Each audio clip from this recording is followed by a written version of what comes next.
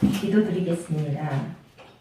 맑고 푸른 하늘을 주시고 아름다운 이 땅에서 하나님을 찬양하며 살아갈 수 있게 하심에 감사와 찬양을 드립니다. 아멘. 5월은 어린이날과 어버이날과 스승의 날 등 다양한 행사들이 있습니다. 그 행사가 행사로만 치우치는 것이 아니라 저희가 사랑과 감사를 느끼며 하나님께 영광을 누리는 달이 되게 하여 주시옵소서. 아멘. 저희에게 가정을 허락하시고 자녀들에게 복을 주시고 모든 성도들이 가족처럼 한 마음으로 예배하며 나누게 하시네 감사드립니다. 아멘. 하나님께서 선물로 주시고 맡겨주신 귀중한 자녀들을 주의 계명과 말씀 안에서 온전히 교육할 수 있게 하셔서 하나님 나라의 일꾼으로 성장하여 많은 사람들에게 선한 영향을 끼칠 수 있는 삶을 살게 인도하여 주시기를 원합니다. 아멘. 또한 내 부모를 공경하라. 그리하면 내 하나님 여호와가 내게 준 땅에서 내 생명의 길이라고 말씀하신 계명 안에서 부모의 마음을 살피고 살아계시는 동안 잘 섬길 수 있는 마음과 상황을 허락하여 주시기를 원합니다. 아멘. 우리의 가장 큰 스승이요 부모님 되시는 하나님, 주는 그리스도시요 살아계신 하나님이심을 고백하며 도드림교회에 발걸음을 닿는 모든 사람들이 이곳에서 하나님을 만나게 하시고 예수 그리스도를 주로 고백하는 구원과 믿음의 역사가 함께할 수 있도록 도드림교회와 저희 모두를 써주시기를 원합니다. 아멘. 언제나 말씀을 전하시느라 애쓰시는 전초로 목사님에게 기도와 말씀과 찬양을 하시는 일에 불편함이 없도록 더욱 건강 주시고 맡은 사명을 잘 감당하여 하나님께 착하고 충성된 종이라 칭함받게 하시기를 소망합니다. 아멘. 또한 두드림교회와 익투스로 섬기는 미금작은 도서관과 I2I를 이끄시는데도 어려움이 없으시도록 지혜와 명철 주시기를 원합니다. 아멘. 오늘 저희가 두드림교회에 모여 지금 두 손 모아 기도하는 이 시간을 신령과 진정으로 드리게 하시고 다른 잡다한 생각과 행동들을 내려놓고 오직 하나님만 바라보고 온전히 드리는 예배를 온전히 드릴 수 있는 마음을 최선을 다할 수 있도록 지켜주시고 인도하여 주시길 원하며 예수님의 이름으로 기도드립니다. 아멘.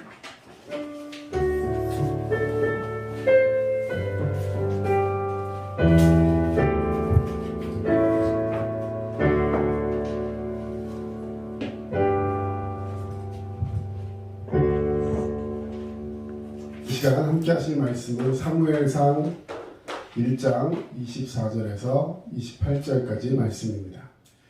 다 찾으신 줄로 알고 이 시간 함께 봉독하겠습니다. 젖을 땐 후에 그를 데리고 올라갈새 수소 3마리와 밀가루 1에바와 포도주 1가죽 부대를 가지고 실로 여호와의 집에 나아갔는데 아이가 어리더라.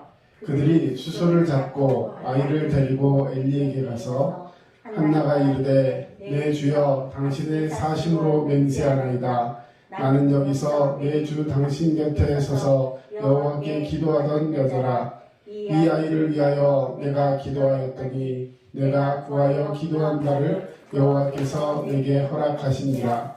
그러므로 나도 그를 여호와께 드리되 그의 평생을 여호와께 드리나이다 하고 그가 거기서 여호와께 경배하니라. 아멘. 예, 오늘 하나님의 아이가 되라라는 제목으로 말씀을 들고 다니셨습니다. 오늘 이제 5월 첫날입니다. 예, 세월이 참 빠른 것 같아요. 예, 그 방송에 보니까 이제 다음 주부터인가요? 내일부터인가 야외에서 마스크도 벗고 이게 좀 빠른 거 아닌가 싶기도 하지만 여러분 각자 판단대로 사람들 많이 다니실 때는 마스크 잘 쓰시고 하는 게 제일 좋을 것 같습니다. 근데 어차피 마스크를 또 실내 들어가면 또 써야 되잖아요, 그죠? 그러니까 이제 제가 그 유행이 뭐냐, 턱스크. 아마 이 정도로 아니면 귀에 매달은 줄을 해서 이렇게 걸고 다니는. 근데 사실 마스크 그렇게 쓰면 위생이 더 안 좋거든요. 속으로 잡았다 뛰었다 이렇게 하다 보면 더 안 좋은데 어쨌든 지금 그런 혼탁한 시기이기 때문에 각자 개인 위생 잘 하셔야 될 것 같고요. 자, 5월 이제 첫날 주신 하나님께서 오늘 첫날을 또 주일로 주셨습니다. 그래서 어린이 주일 우리 함께 예배하고 있는데 사무엘상 1장에서 정말 가슴 짠한 이야기가 나옵니다. 우리 여기 아이들 키워보시고 이미 노년이 되신 분도 계시지만 예, 요 그림 보시면 자, 아이가 하나 있고요. 밑에 이렇게 쭈그리고 앉아 있는 여인은 아이를 막 이렇게 쳐다보고 있습니다. 그렇죠?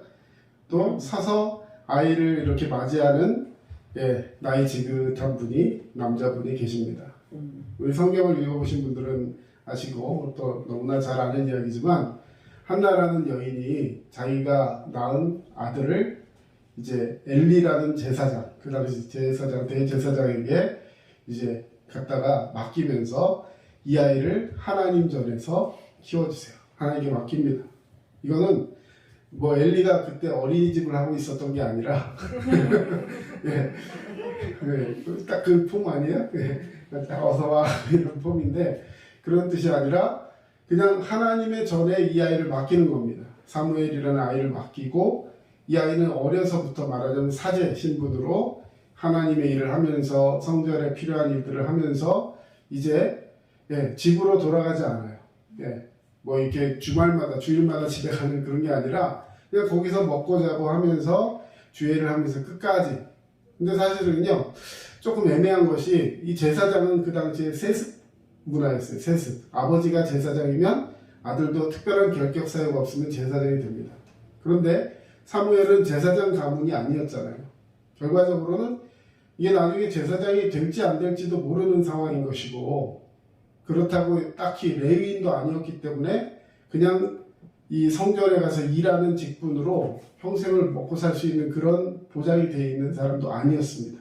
그럼에도 불구하고 서원하여 드렸고 하나님 앞에 이렇게 쓰임받는 그런 모습이 오늘 성경의 그림 속에 나와 있습니다.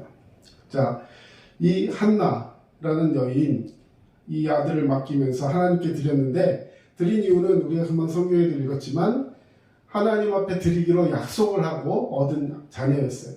그리고 그 약속을 지켜서 한나는 사무엘을 실로의 제사장 엘리에게 이제 드리고 돌아가는 장면입니다.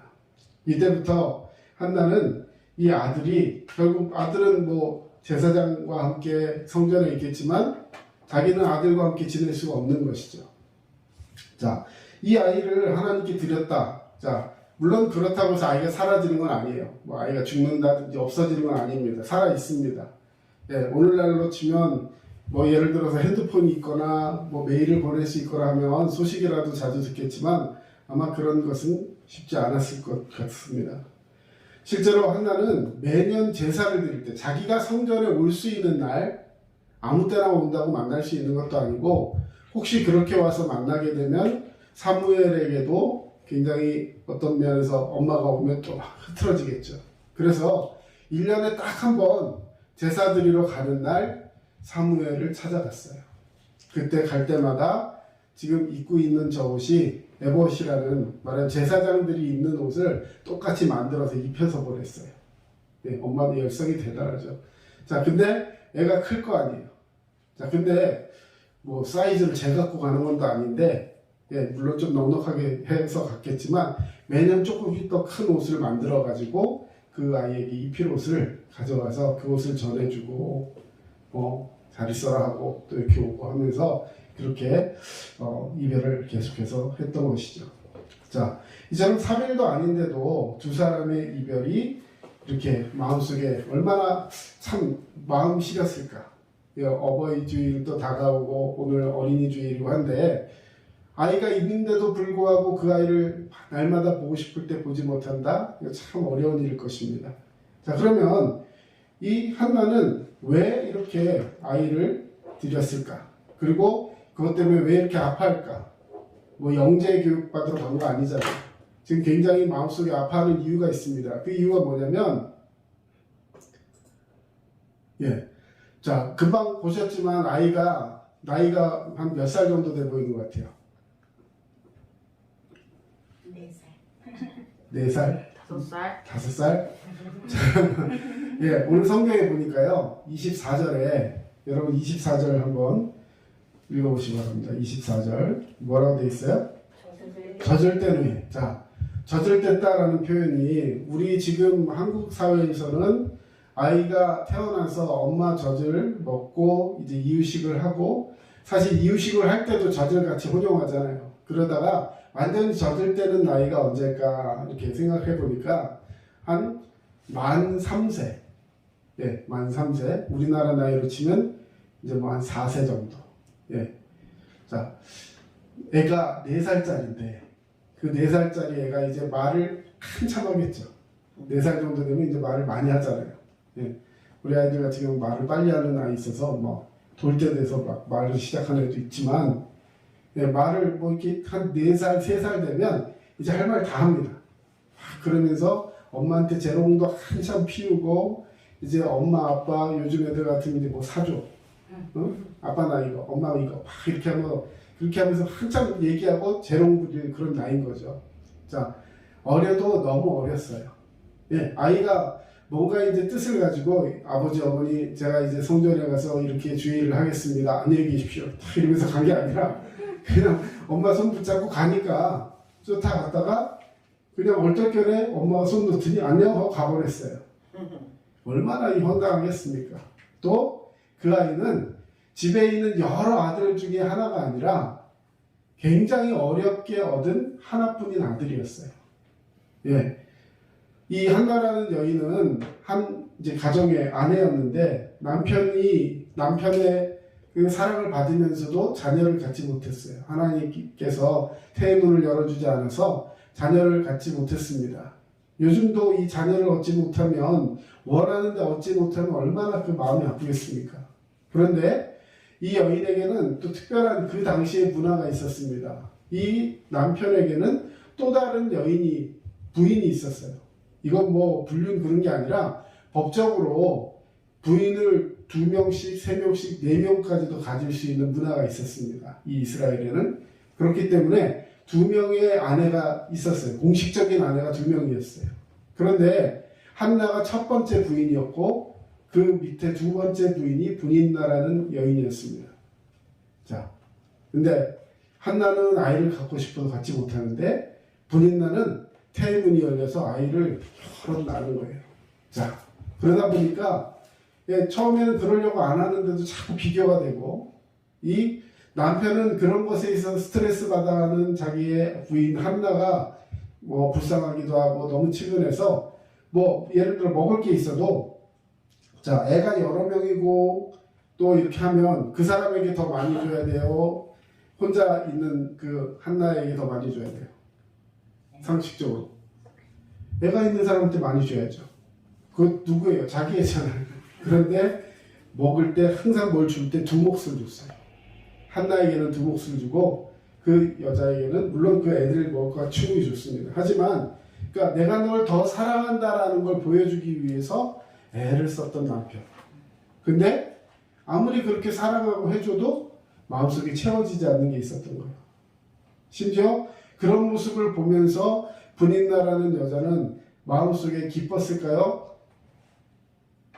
자기가 두 번째로 이 남편의 부인이 되었지만 아기도 낳고 이 가정에서 당당하게 입지를 하고 있는데, 아니 맨날 와가지고 나한테는 이렇게 애정 표현도 제대로 안 해주고 그냥 잘 지내지? 하고 이렇게 물건 하나 던져주고 가듯이 자꾸 눈치를 보는 거죠.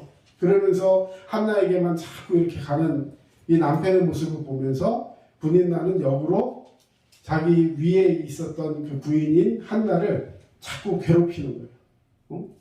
한마디로 이런 표현이 맞는지 모르겠지만 뭐 애도 못 낳는 게 이런 식으로 하면서 자꾸만 구박을 하고 자꾸만 거기에다 태클을 걸었어요. 한번 그러고 갈 때마다 이 한나는 예를 들어 남편에게 막 짜증을 내고 할 수도 있는데 그럴 때마다 성전에 가서 기도했어요. 막 기도하는데 얼마나 열이 받치고 이 서름이 북받치면 막 울면서 기도했어요.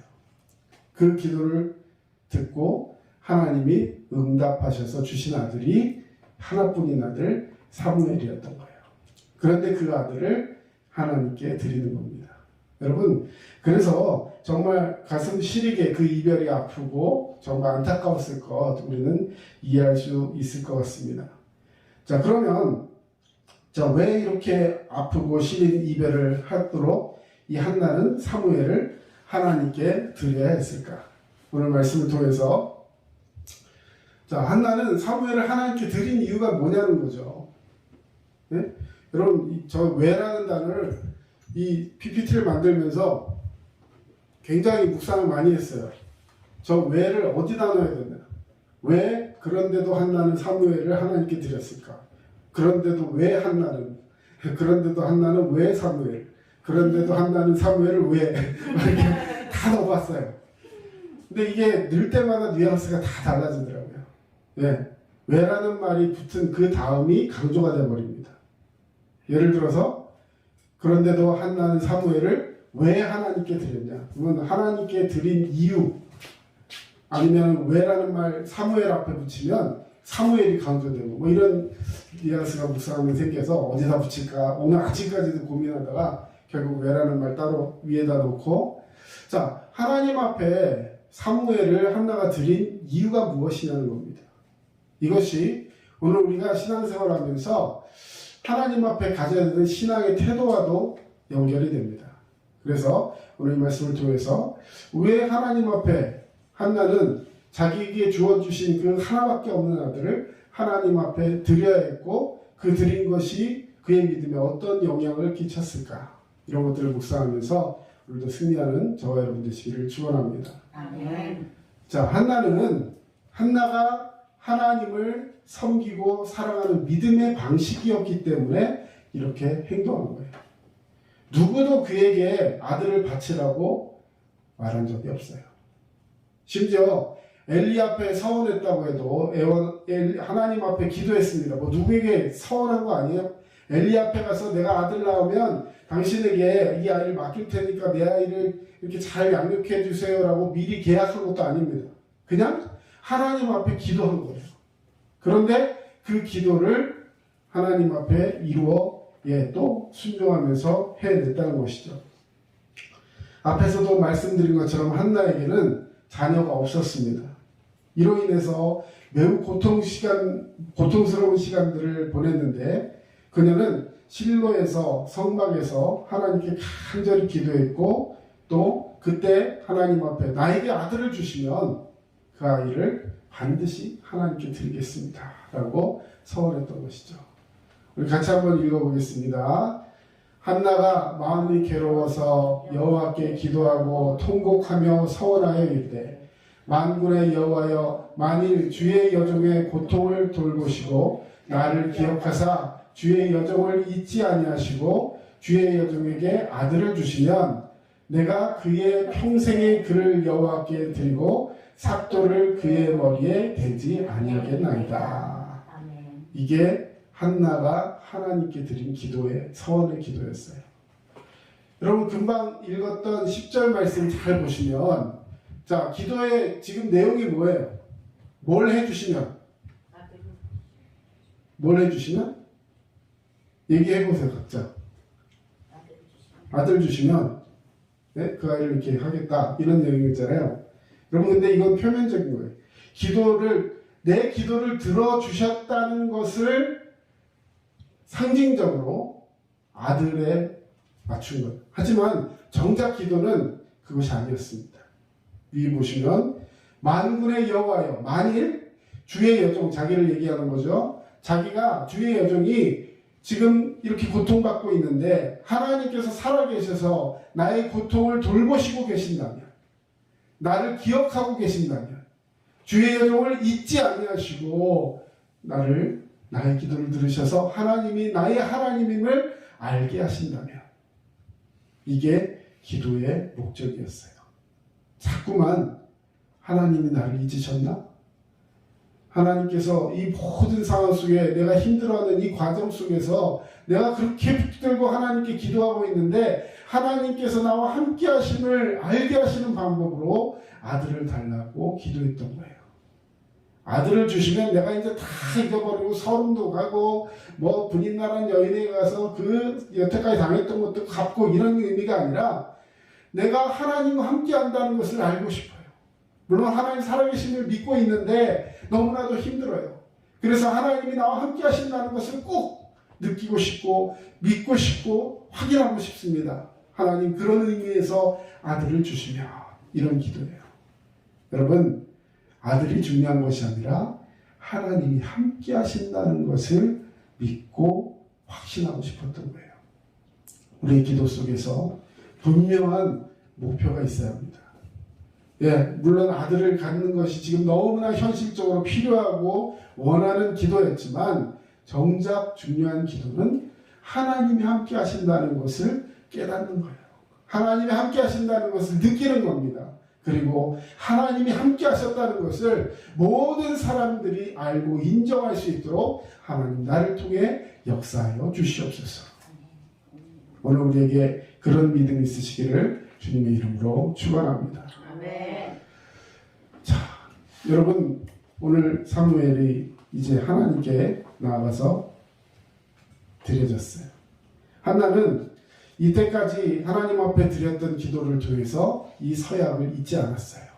하나님께서 내게 아들 주시면 그 아이를 평생을 하나님께 드리겠습니다. 머리에 이발하도록 삭도를 대지 않고 하나님 앞에 드리는 나실인으로 구별된 자로 키우겠습니다. 그리고 그 아이가 태어나도 베넷머리도 밀지 않고 그냥 자라게 했다가 3살이 돼서 한번 생각해보세요. 머리가 3살 정도 됐는데 한 번도 안 깎았다? 머리에 이렇게 막 치렁치렁 할 거예요. 묶었던지 어떻게 해가지고 그 아이를 그대로 하나님 앞에 드렸던 것입니다. 하나님께서는 아들을 주심으로 한나에 대한 사랑을 보여주셨고 한나는 약속을 지킴으로써 하나님을 향한 믿음을 표현했습니다. 이것이 한나의 믿음이었어요. 여러분 왜 아들을 드렸다고 생각하십니까? 왜 아들을 드렸을까요? 여러분 같으면 아들을 주시면 뭘 드리겠다라고 기도했을까요? 가장 귀한 예, 여러분 왜 하필 아들이었을까? 예를 들어서 하나님 제게 원하는 걸 내가 원하는 게 예를 들어 뭐가 있을까요?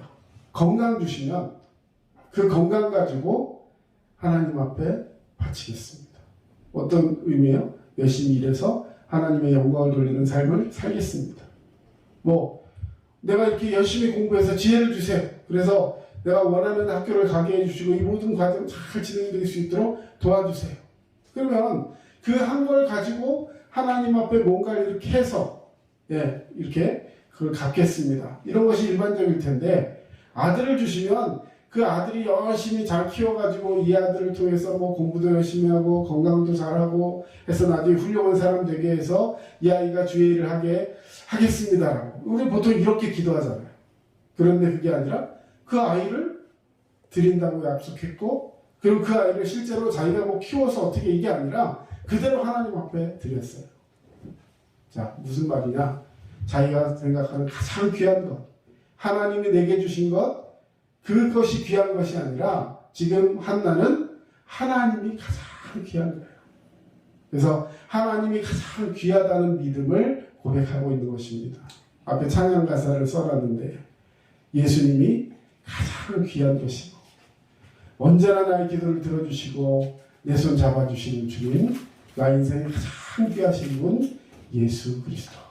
여러분 이 믿음이 우리에게 있어야 할 줄로 믿습니다. 우리 하나님께서 우리에게 허락하신 것들이 귀하지만 때로는 그것들이 올무가 되어서 하나님과의 관계 속에 넘어지는 사람들을 우리는 너무나도 많이 보고 있습니다. 건강 달래서 건강 줬더니 그 건강 가지고 헛짓하고 다니고 물질 달래서 물질 줬더니 그 물질에 매여서 하나님을 떠나가고 지혜 줬더니 그 지혜가 그에게 올무가 되어서 세상으로 나가는 많은 사람들이 있습니다. 여러분 하나님이 우리에게 원하시는 것이 무엇일까요? 그것은 바로 하나님을 가장 사랑하는 자가 되기를 원하시는 줄로 믿습니다.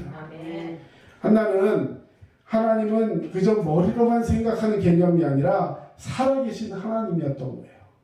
하나님을 가장 사랑합니다. 말로는 그렇게 하면서 내 자식만 끼고 있었던 것이 아니라 하나님을 가장 사랑하기 때문에 내가 그보다 더 사랑하게 될까 마음속에 두려움이 있는 이 아이를 말씀의 서원대로 아이가 3살 되었을 때 이제는 혼자서 이제는 하나님 앞에 맡길 수 있는 그때가 되었을 때 결단해서 하나님 앞에 드렸던 거예요.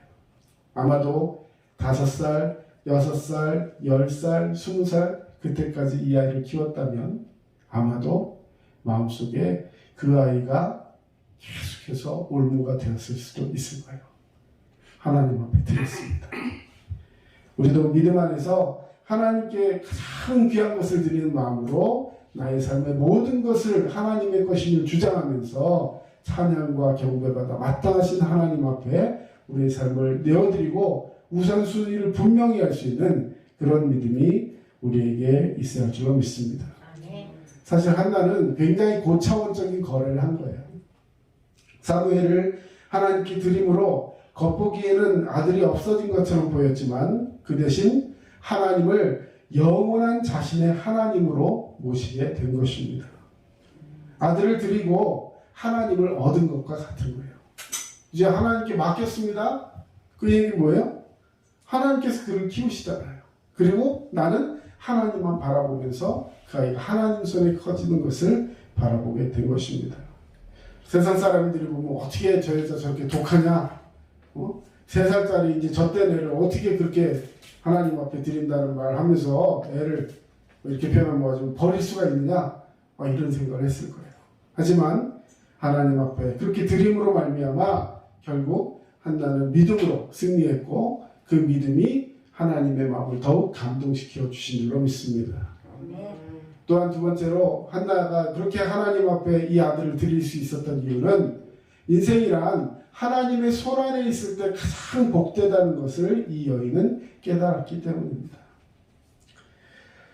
세상에 자식을 사랑하지 않는 부모는 아마 없을 거예요. 그러나 결과가 언제나 좋은 것은 아닙니다. 아이를 사랑하고 잘 키웠다고 하지만 결국 그것이 그 아이에게 좋은 영향을 미쳤느냐라고 했을 때 뉴스를 보지 않아도 각자의 가정을 돌아봐도 그럴 거예요. 우리 아이가 정말 하나님 보시기에 바르게 컸느냐라고 했을 때 누구도 그 말에 자유할 수 있는 부모는 없을 것입니다. 자, 결과가 너무나도 마음 아프고 끔찍한 경우도 우리는 볼 수 있습니다. 한나는 인생이란 마음먹은 대로 되지 않는다는 것을 알았어요. 자녀의 인생도 그렇고 그 자녀가 살아가는 인생에 있어서 정말 중요한 건 부모의 돌봄보다도 더 중요한 것은 하나님이 이끄시는 자녀가 되어야 한다는 것을 마음속에 가졌고 그것이 가장 복되다는 것을 알았기 때문에 한나는 자기의 자녀를 하나님 앞에 내어 맡길 수 있었던 것입니다. 오늘날 가정들 가운데 가장 어려움을 겪는 이유가 뭐냐면 우리 오늘 이것만 알고 가셔도 돼요. 내가 낳은 자녀가 내가 열심히 이 아내와 남편이 그리고 온 가족이 함께해서 키우는 그 자녀가 내가 낳았기 때문에 내가 책임져야 하고 내 소유라고 생각할 때 우리는 교육에서 실패할 수밖에 없습니다. 자녀는 내 거가 아니에요. 그러면 내 인생은 나의 거냐? 니네 거냐? 아니에요. 네, 절대 그런 마음 가지면 안 됩니다. 자녀는 하나님이 내게 맡겨주신 거예요. 내게 위임해 주신 것입니다. 하나님의 것인 줄로 믿습니다. 이 믿음을 버리지 않고 이 믿음을 분명하게 갖고 나는 하나님께서 맡겨주셨기 때문에 최선을 다하지만 이 모든 결과는 하나님께 있습니다 하고 하나님께 영광 돌리기 위해서 내가 이 일을 합니다. 마치 이런 것과 같아요. 달란트를 맡겨놓고 주인이 먼 나라로 여행을 갔어요. 종 3명에게. 그 집에 종이 3명만 있었던 게 아니라 수많은 종들이 있었는데 그 수많은 종들 중에 단 3명에게만 달란트를 맡겼어요. 달란트 무게의 단위입니다. 한 34점 몇 킬로가 돼요. 근데 금이 34kg다. 돈 있게 되겠죠? 엄청난 재산인 거예요. 그런데 사실 그것이 주인의 전 재산이 아니라 그 종들에게 기회를 주고 그 종들을 엠파워링, 능력을 부여해서 앞으로 더 큰 사람으로 세우기 위한 시험대였던 거예요.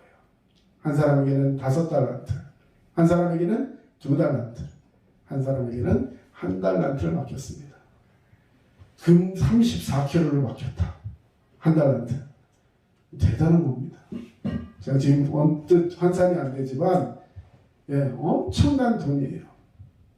그런데 그 맡은 자들을 어떤 사람은 5달란트, 2달란트, 1달란트. 누가 신청했을까요? 저 5달란트 받겠습니다. 신청한 거예요? 아니에요. 주인이 지목해서 준 거예요. 무슨 기준으로? 각자의 재능에 따라. 누가 판단합니까? 주인이 판단하는 거예요. 그리고 주인이 그 각자에게 기회를 주었습니다. 맡았으면 충성해야 되는 거예요. 5달란트 받은 사람 열심히 일을 했습니다. 그래서 2배를 남겼대요. 2달란트 사람. 저는 스스로를 2달란트 받은 사람이라고 여기고 있어요. 그렇게 되고 싶어요. 왜? 5달란트 받은 사람처럼 재능이 있어갖고 자기가 가진 걸 쫙 기획해서 늘리고 불리고 할 수 있는 능력이 감히 저에게는 없다라고 생각합니다. 그런데 2달란트 가진 사람은 어떤 능력이 있었느냐? 저도 그와 같이 하여. 요즘 말하는 벤치마킹을 했어요. 5달란트 받은 그 탁월한 재능이 있는 사람을 바라보면서 그 사람도 쫓아서 했어요. 자, 쫓아가려면 어떻게 해야 돼요? 5달란트 받은 사람하고 2달란트 받은 사람의 관계가 어땠을까요? 관계가 좋아야겠죠.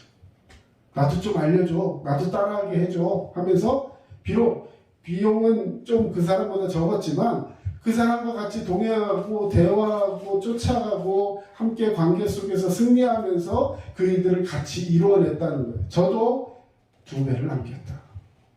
1달란트 받은 사람, 관계의 문제입니다. 마음을 콩하게 가졌어요. 그리고 투덜거리기 시작합니다. 왜 내가 1달란트야? 왜? 아니 쟤는 왜 5달란트고 쟤는 왜 2달란트? 내가 5달란트는 인정해. 저 사람 잘났어.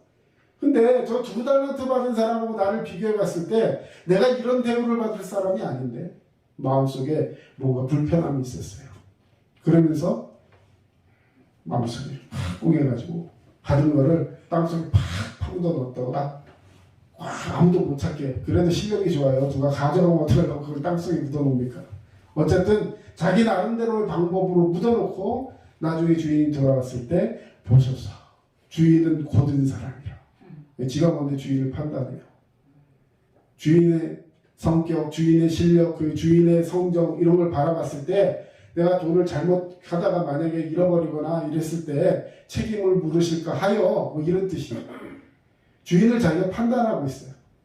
자기가 능력이 부족하고 힘이 없어서 그냥 원금이라도 지키려고 이렇게 했습니다라고 얘기했으면 그나마 참작해 줄 텐데 주인을 판단하고 있어요. 그러면서 여기 당신이 주었던 이 돈 그대로 있나이다. 누가 그 돈 그대로 달라고 했어요? 그 사람의 실력과 주인을 향한 충성을 보고자 했던 거예요. 결국 어떻게 됐습니까? 오늘 기도하신 것처럼 착하고 충성된 종아 네가 나와 함께 잔치에 참여하라 하면서 5달란트, 2달란트 받은 사람은 주인과 함께 잔치에 참여했어요. 관계가 더 좋아졌겠죠. 그런데 그 좋은 관계 속에서 1, 2, 3 중에 들어갔던 이 1달란트 받은 사람은 관계가 어그러졌습니다. 그리고 악하고 게으른 종이라는 평가를 받으면서 바깥 어두운 데로 내어 쫓겨 우리 잘 아는 말씀이죠. 슬피 울며 이를 갈미 있었다. 성경에 보면 그런 말 많이 나오죠. 얼마나 한심하고 그때도 주인의 그 마음을 몰라서 주인에 대해서 슬피 울며 이를 갈았는지 자신의 무능함과 자신의 그런 태도 때문에 스스로에게 마음 아파하면서 슬퍼하며 이를 갈았는지 모르겠어요. 하지만 결과적으로 그는 주인의 잔치에 참여할 수 없었습니다. 사랑하는 성도 여러분, 우리 인생을 누구에게 맡기는 것이 가장 복되고 귀한 것입니까? 우리 그것을 분명히 알고 하나님 앞에 드려졌을 때 우리는 놀라운 축복을 받게 되는 줄로 믿습니다. 사무엘상 2장 6절에 보면 이제 한나가 사무엘을 놓고 사무엘을 위해서 이런 아이가 있기를 원합니다 하면서 기도의 내용들입니다. 자, 기도 내용 우리 같이 한번 읽어보겠습니다. 시작. 여호와는 죽기도 하며 살리기도 하시며 시올에 내려가기도 하고 거기에서 올리기도 하시는도다. 여호와는 가난하게도 하시고 부하게도 하시며 낮추기도 하시고 높이기도 하시는도다. 가난한 자를 진토에서 일으키시며 빈곤한 자를 거름더미에서 올리사 귀족들과 함께 앉게 하시며 영광의 자리를 차지하게 하시는도다. 땅의 기둥들은 여호와의 것이라. 여호와께서 세계를 그것들 위에 세우셨도다. 하나님은 너무 위대하셔서 예, 죽은 자도 살리시고 높이도 세우시고 때로는 무너뜨리기도 하고 그 모두 다 하나님의 그 섭리 안에 있다는 것이죠. 자, 인생 모든 것이 다 하나님의 손 안에 있다라고 선포하는 기도였어요. 결국 자기를 세우시는 분도 하나님이시고 자기가 하나님 앞에 서 있을 때 내 인생은 하나님 앞에 하나님이 책임져 주십니다. 이런 기도였던 것이죠. 여러분, 하나님께서 우리와 함께 하실 때 우리는 하나님의 손 안에 있는 인생임을 기억하시기를 축원합니다. 아멘. 자, 여러분, 하나님께서 아까 인생을 끌어내리기도 하시고 높여주시기도 하신다 그랬어요. 성경에 그런 예들 많이 있습니다. 끌어내리신 예, 예를 들어 사울. 하나님이 왕으로 세우셨는데 그 하나님 앞에 합당하지 않으니까 하나님은 그를 끌어내리셨어요. 그렇죠? 또 누가 있을까요? 지금 오늘 본문에 나오는 엘리 제사장, 대제사장이었어요. 근데도 결국에는 하나님 앞에 쓰임받지 못하고 마지막에는 정말 비참한 죽음을 당하게 됩니다. 성전에서 사람들이 하나님 앞에 막 부르짖고 기도하고 싶은데 기도하지 못해요. 예배하지 못해요. 왜? 제사장이 영적으로 어두워져 있었어요. 마지막에 어떻게 죽습니까? 두 아들이 하나님의 법궤를 마음대로 끌고 나갔다가 죽었습니다. 이런 얘기를 들어요. 그러면서 그 얘기를 듣던 엘리가 뭐 하다가 죽었다 성경에 나와 있냐면, 예, 성전 있으면 그 들어오는 문 옆에 기대서 자다가 깜짝 놀라서 떨어져가지고 목이 부러져 죽었대요. 무슨 상황입니까? 자기 아들들이 지금 밖에 나가서 어떻게 되어 있는지도 모르는 그 위중한 상황에서 졸고 있었어요. 기도하지도 않고 자고 있었어요. 그나마 예를 들어 자다가 잘 수 있어요. 피곤하면 졸 수 있어요. 근데 졸다가 깜짝 놀랐는데 확 떨어져가지고 목이 탁 부러져 죽었대요. 근데 그 밑에 가로치고 사망의 이유가 써 있습니다. 그가 비둔한 연고라. 저처럼 몸이 좀 부어 있었나 봐요. 네, 영적으로 굉장히 어두웠다는 것이죠. 결과적으로 제사장이 하나님을 일하다 순교한 게 아니라 그냥 자기의 자리도 지키지 못하고 결과적으로는 그런 비참한 죽음으로 하나님이 내리셨다는 거죠. 반대로 올려주신 분 한번 얘기해 볼까요? 누구를 올려주셨을까요? 예를 들어 다윗. 다윗은 8명의 아들 중에 막내 아들이었어요. 나중에 사무엘이 하나님의 명령을 듣고 왕으로 세워주실 사람을 기름 부어라 라고 해서 그 집에 갔을 때 아들을 다 모아 세워라고 얘기했을 때 7명의 아들만 부르고 아버지가 마지막 8명째인 이 다윗은 밖에 나서 양치고 너 그냥 있어, 넌 안 와도 돼 이렇게 했던 거예요. 만약에 다윗이라면 마음이 어땠을까요? 어땠을까요? 아, 그래 나는 자격이 없어 이랬을까요? 아무리 자격이 없어도 그렇지 아들을 부르라니 그럼 나는 아들도 아니야? 이런 마음이 들었을 수도 있어요. 양들 틈에서 있으면서 아마 양들한테 막 해코지했을 수도 있을 것 같아요. 씨 하면서 왜 나는 안 불러? 막 이럴 수도 있을 것 같아요. 근데 그게 자기에게 맡겨진 걸 감당하면서 열심히 살았어요. 결과적으로는 그 7명의 아들을 다 물리치고 밖에 있는 그 아들을 데려와라 해가지고 그를 왕으로 세우셨습니다. 여러분, 하나님이 세우시면 아무리 인간이 방해하고 세상적으로 열악한 환경에 있다 할지라도요, 하나님은 여러분들을 작품으로 만들어 내시는 줄로 믿습니다. 아멘. 오늘 한나도 그랬어요. 자, 이제 이 아이가 여러분 그냥 하나님께 맡겨서 끝난 것이 아니라 이제 마지막 해피엔딩 얘기하고 마치겠습니다. 자, 2장 26절에 보니까 사무엘이 자랍니다. 성전에서 엄마는 같이 있지도 않은데 무럭무럭 자라요. 물론 뭐 살아있으니까 자랐겠지만 우리 이렇게 생각하고 싶습니다. 하나님이 키우셨어요. 맞습니까? 아멘. 네. 내가 우리 자녀 키우는 거 아니에요. 네? 우리는 맡은 자로서 최선을 다해야 하는 거예요. 근데 하나님 잘 알아 계셔요. 자, 거기 이렇게 표현되어 있어요. 물리적으로만, 육체적으로만, 기능적으로만 자란 것이 아니다라고 분명히 되어 있죠. 여호와와 사람들에게 은총을 더욱 받더라. 아멘. 이것이 하나님이 키우는 자의 비결입니다. 제가 아이들 뭐 돌잔치하거나 이럴 때 가서 해주는 기도 속에 꼭 말씀을 넣는 것이 있어요. 아이가 자라가면 키와 지혜가 자라가며 하나님과 사람 앞에 점점 더 사랑스러워가는 아이가 되게 해달라. 하나님께 맡기면 그런 역사가 일어날 줄로 믿습니다. 아멘. 3장 19절 사무엘이 자라며 여호와께서 누구와 함께 하셨습니까? 사무엘과 함께 하셨대요. 할렐루야. 그의 말이 하나도 땅에 떨어지지 않게 하셨대요. 저는 이걸 놓고 기도합니다. 우리 자녀들이, 우리 두드림교회 함께하는 우리 청년들, 또 우리가 아는 많은 사람들이 하나님 앞에 기도할 때 그들의 말이 하나도 땅에 떨어지지 않도록, 무슨 얘기예요? 하나님이 책임져 주신다는 거예요. 아멘. 우리가 말하면 하나님이 주워 담으신대요. 그렇다고 아무 말이나 막 하고 다니라는 게 아니라 하나님이 함께 하시는 말만 하고 다녔다는 거죠.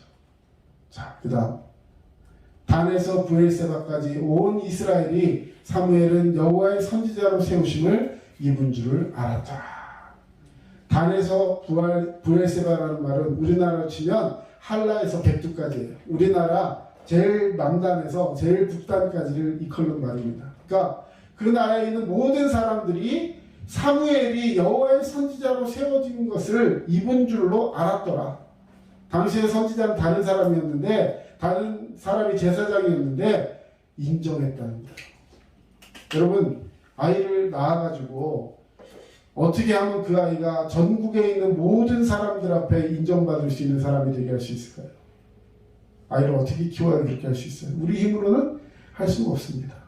하나님께 맡겼더니 하나님이 이렇게 하신 줄로 믿습니다. 자, 우리 같이 한번 읽겠습니다. 시작. 여호와께서 실로에서 다시 나타나시되 여호와께서 실로에서 여호와의 말씀으로 사무엘에게 자기를 나타내시니라. 사무엘이 말이 온 이스라엘에 전파되니라. 자, 하나님께서 사무엘에게 직접 나타나셨어요. 임재하셔서 사무엘아, 사무엘아. 그 전에 그런 일이 한 번 있었어요. 엘리 제사장이 부른 줄 알고 밤에 자다가 나갔더니 나 안 불렀어 하고 계속 자. 자다가 또 사무엘아, 사무엘아 하니까 자다 말고 벌떡 일어나서 엘리 제사장으로 또 갔습니다. 제사장님, 주인님, 저 부르셨습니까? 안 불렀다니까 하다가 이상한 거예요. 그래서 엘리 제사장이 다음에 또 너를 부르는 음성이 들리거든 날 찾아오지 말고 하나님께 내가 여기 있나이다 말씀하시옵소서 이렇게 말하라는 거예요.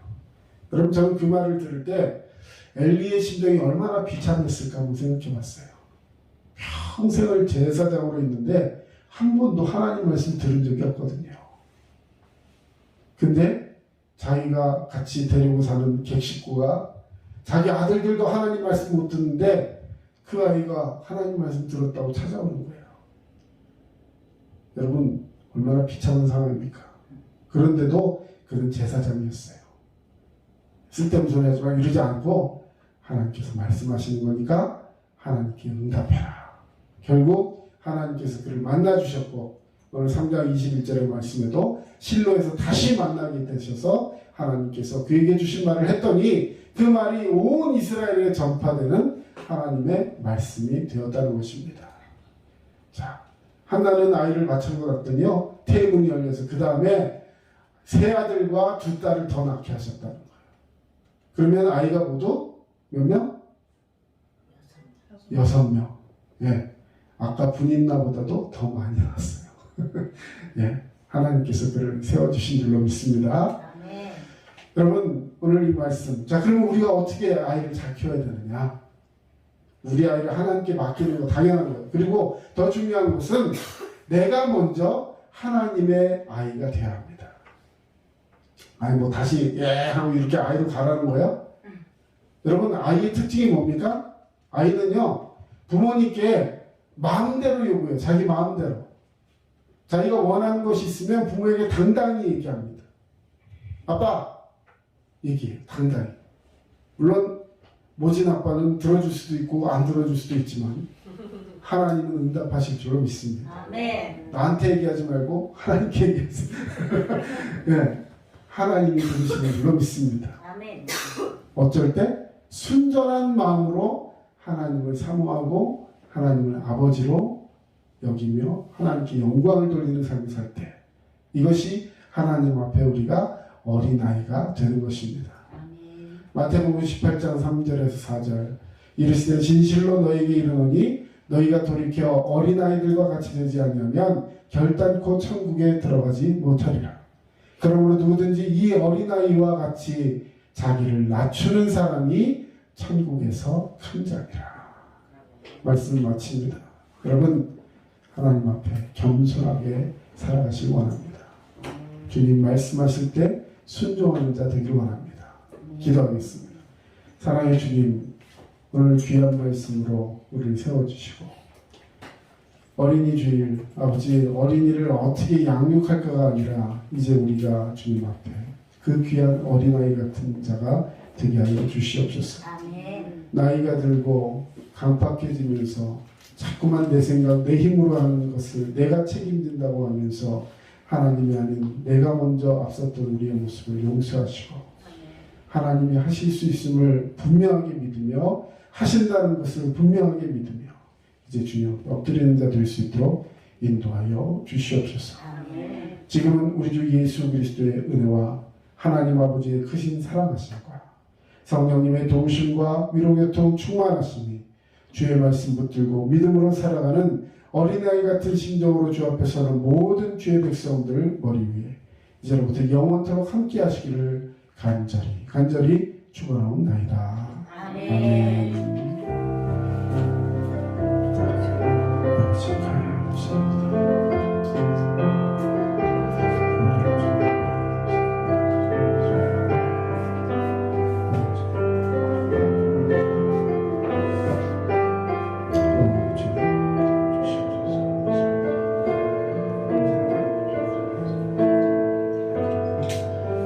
지금까지 남양주 다산신도시 두드림 침례교회 전철호 목사였습니다. 여러분 늘 건강하시고 온 가족 행복하시기 바랍니다. 감사합니다.